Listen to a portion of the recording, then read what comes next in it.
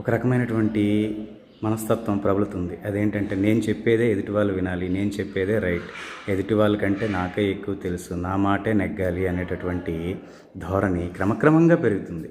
దానివల్ల మానవ సంబంధాలు అనేవి క్షీణించిపోతున్నాయి. ఈగో అనేది డెవలప్ అవుతుంది.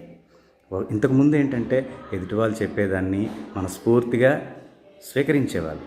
ఇప్పుడు అలా కాదు, నేను చెప్పేదే అందరూ బలవంతంగానైనా సరే యాక్సెప్ట్ చేయాలి అనే ధారణ పెరుగుతుంది.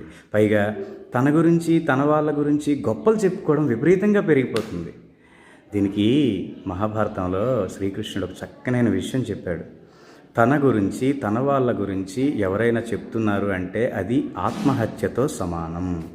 అలాగే ఎదుటి వాళ్ళని దూషిస్తున్నారు లేదా వాళ్ళ గురించి లేనిది ఉన్నట్టుగా ఉన్నది లేనట్టుగా చెడు ప్రచారం చేస్తున్నారు అంటే వాళ్ళని హత్య చేసిన దాంతో సమానం.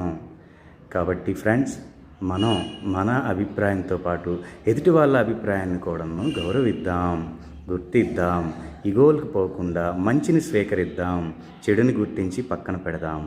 Thank you.